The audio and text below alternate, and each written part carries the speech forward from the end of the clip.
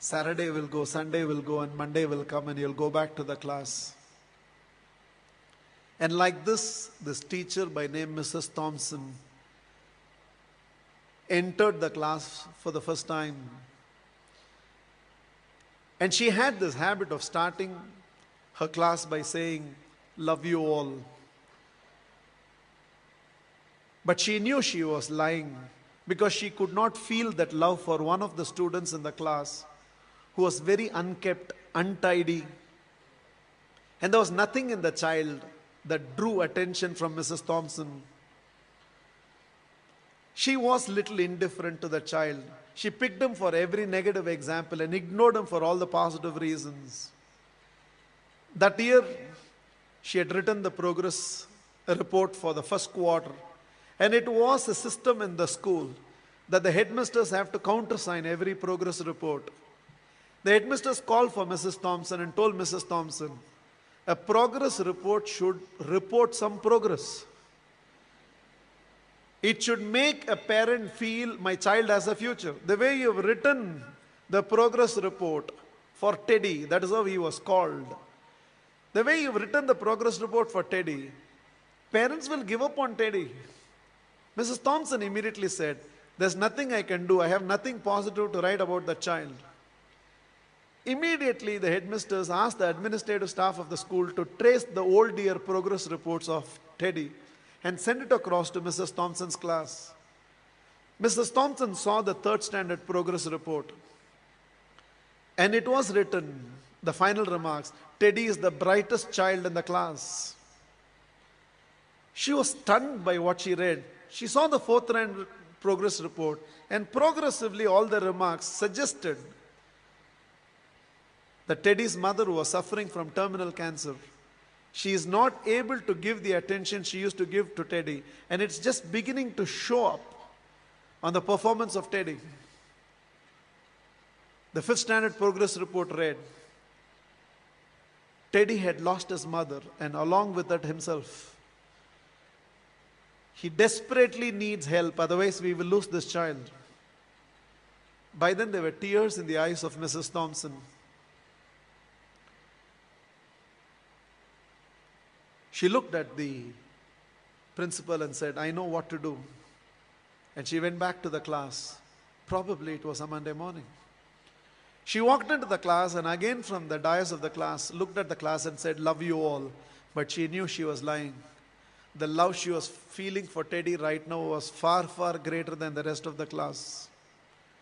She decided that she is going to change her approach. For every positive reason, Teddy's name was called. There was no more a negative reference to the whole thing.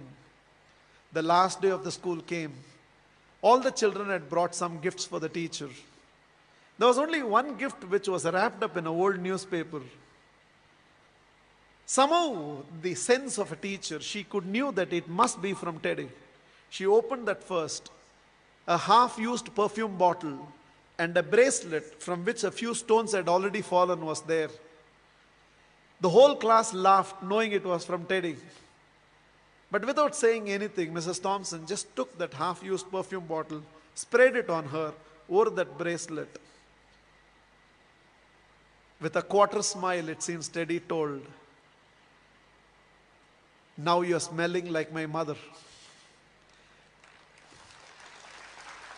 This is the last perfume that she used before she left me. And this is what was removed from her body before she was taken into the coffin. 1 year later, end of the school, end of the year, there was a letter on Mrs. Thompson's table.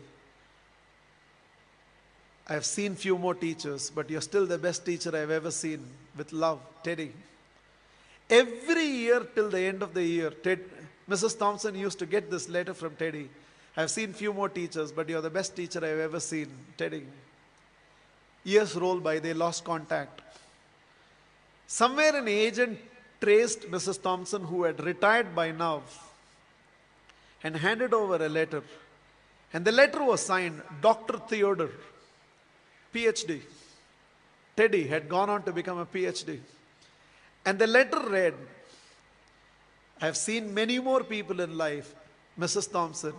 This is your Teddy. You're still the best teacher I've ever seen. I'm getting married, and I cannot dream of getting married without your presence. Along with that enclosed were to and fro flight tickets. Mrs. Thompson couldn't resist. She no more had the perfume bottle, but she still preserved the bracelet. She wore that and went to the church. She was trying to sit in the last row, but volunteers identified and ushered her right to the front row. And right in the front row, there was a seat with a placard written, Mother. Theodore personally asked Mrs. Thompson to sit in the chair and whispered, "You are the closest to my mother that I've ever experienced. And whatever I am today, it's because of you, ma'am." The wedding happened, and after the wedding, Theodore introduced Mrs. Thompson to his newly wedded wife.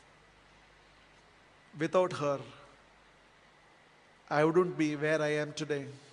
There were tears in Theodore's eyes. It seems Mrs. Thompson told the newly wedded woman, "Without Teddy, I would have never realized a teacher must first be a mother to every student of hers, and only then a teacher."